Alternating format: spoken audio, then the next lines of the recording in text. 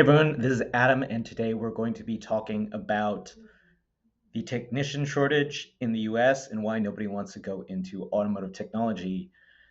Now, the first reason is mainly that the education in the US for auto techs in general skilled trades is not great right now. We have people that don't really push that. And school counselors in high school, mainly what they push now is going to four-year colleges, which is great. University education is great. I don't think it's for everybody. And what you've kind of seen from the younger sort of, I'd say, Gen Z generation is that there may be like interest in doing those trades, but since you haven't really had school counselors, parents pushing people to do these trades, you're seeing a dearth of essentially people that are going into automotive technology to be technicians fixing trucks, boats, planes, cars, and really anything. I hear the technician shortage is bad all across the board. The second reason is that pay is honestly not that good. Um, Now, when you're starting out, I mean, when you're starting out in any industry, the pay is just not going to be very good. That's just reality. You're getting started. But auto techs are required to essentially bring their own tools to the job.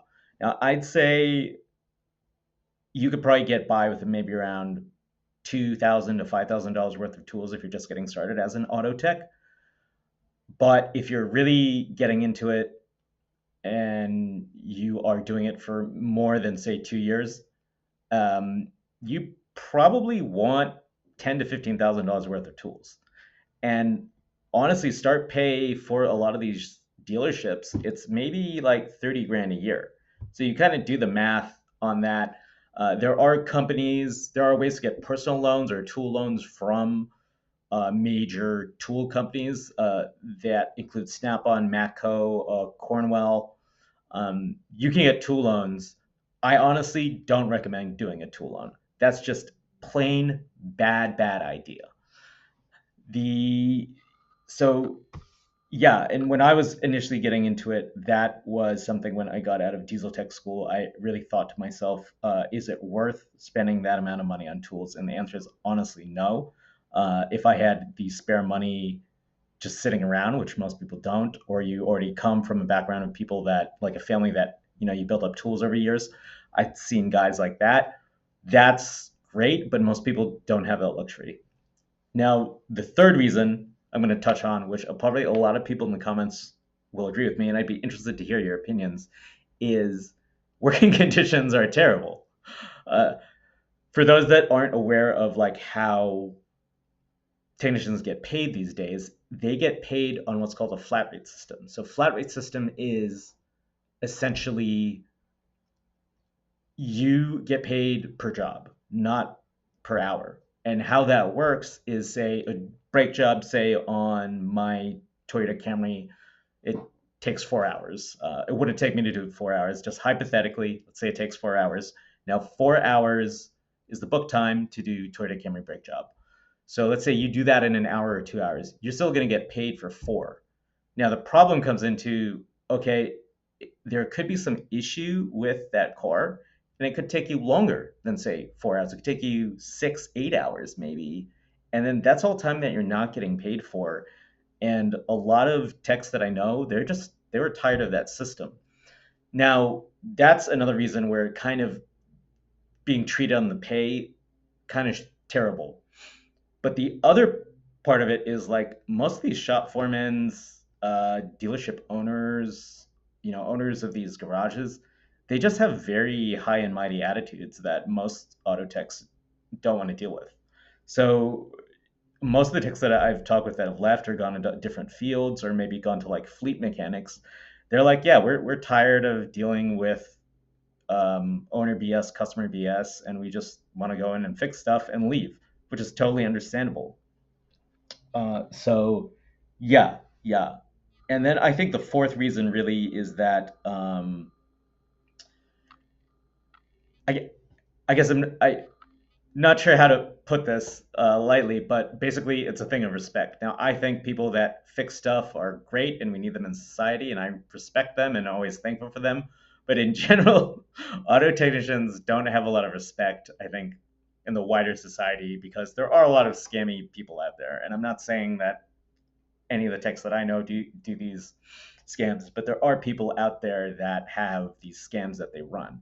So I think that is another thing where it's like a lot of auto technicians kind of they don't feel respected. I guess that goes back to point three of like, yeah, the way guys are treated, but the respect thing is more, I think, outside society doesn't respect auto technicians anymore, which is sad. And the reality is a lot of dealerships or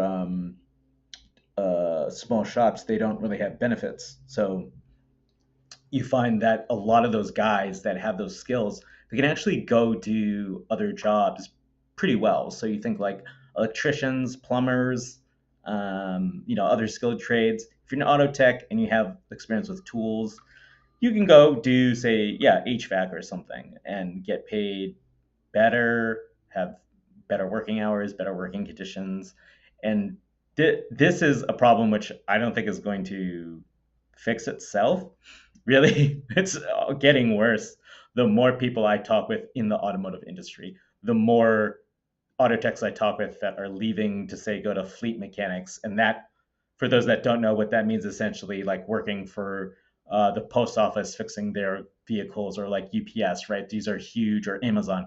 They have huge fleets of vehicles that they need upkept and fixed all the time, and they'll hire techs full time to do that. And oftentimes that's better working conditions than working, say, in a private shop where you have to worry about all these things that don't matter to you. They don't really make your life great. So that's why you're seeing all these technicians leave or just essentially, yeah, not want to work in the private auto tech sector.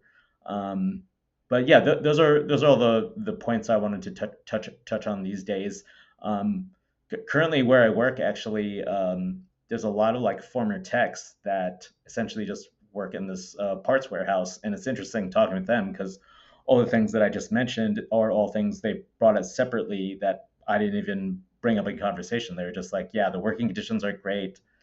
I had maybe 8 grand in tools, and I didn't. I was always like I was buying more tools, um, and I never really felt respected or like they treated me well at that dealership. And like I went to a bunch of different dealerships. So these are things that techs are always talking about, and I feel like the general population is somewhat aware of this when they're like, oh, I tried to get an appointment to get my car fixed, and they're like, it'll take 2 or 3 weeks because like they're so booked up.